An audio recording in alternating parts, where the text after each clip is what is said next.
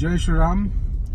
మరి ఇవాళ నిద్ర లేవగానే సోషల్ మీడియాలో మరి టీవీ ఛానల్లో మరి ఒక్క మతానికి చెందిన మూర్ఖుడు మరి అమ్మవారి ఆలయం దగ్గర మరి మలమూత్ర విసర్జన చేయడం జరిగింది కావాలని.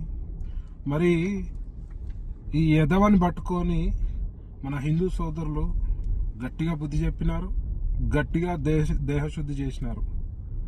మరి వీనిపై పోలీసులు ఎలాంటి చర్యలు తీసుకుంటారో మరి వాళ్ళ వేచి చూడాల్సి ఉంది.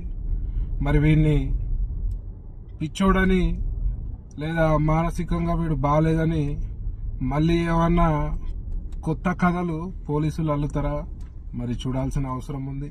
మరి వాళ్ళ ఏ గుడి దగ్గర కూడా రక్షణ లేకుంటుంది. నిన్న అయోధ్య మందిరంలో ఒక వర్గానికి చెందిన యువకుడు వచ్చి కాశ్మీర్ నుంచి వచ్చి మరి నమాజ్ చదివే ప్రయత్నం చేయడం జరిగింది. అంటే ఇవాళ మన యొక్క గుడులని ఏ రకంగా టార్గెట్ చేస్తున్నారు, మన యొక్క నమ్మకాన్ని దెబ్బతీసే ప్రయత్నం ఏ రకంగా చేస్తున్నారు అనేది ప్రజలు, హిందూ సోదరులు ముఖ్యంగా గమనించాల్సిన అవసరం ఉన్నది. మరి తెలంగాణలో కాంగ్రెస్ పాలనలో ఇట్లాంటి దారుణాలు చాలా చూసాము. మరి ఇంకా మున్ముందు ఎట్లాంటి దారుణాలు చూస్తామో మరి నాకు ఇంకా తెలియట్లేదు. ముఖ్యంగా పోలీసులు వీళ్ళపై కఠినమైన చర్యలు తీసుకోకపోవడం వల్ల ఇలాంటి యదవలు మరి ఉగ్రవాదులంతా కూడా మరి హిందూ దేవాలయాలపై దాడులకు పాల్పడడం గతంలో చూసాము, ఇప్పుడు చూస్తున్నాం. మరి దీన్ని తిప్పికొట్టే ప్రయత్నంలో హిందూ సోదరులు కూడా బాగా సంఘటితం అవుతున్నారు. మరి అలా వాడికి బాగా దేహశుద్ధి జరగడం జరిగింది.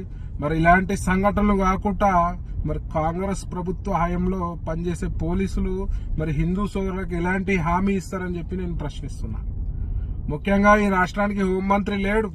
మరి హోంమంత్రి సమీక్ష చేయాల్సిన అవసరం ఉన్న తరుణంలో మరి హోంమంత్రి లేడు.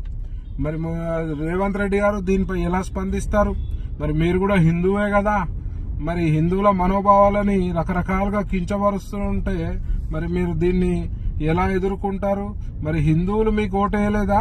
మరి హిందుత్వము మీకు అంటపట్టరాదా అని చెప్పి ప్రశ్నిస్తున్నా.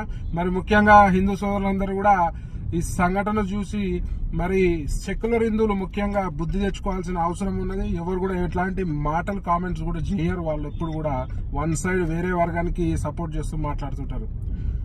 నేను ఒకటే అడుగుతున్నా, ఈ కాంగ్రెస్ ప్రభుత్వాన్ని ఇమీడియట్ గా దీనిపై కఠినమైన చర్యలు తీసుకోవాలి.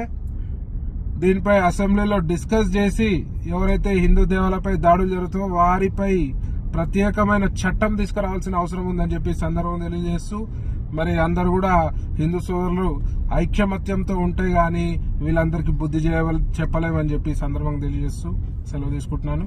జై శ్రీరామ్.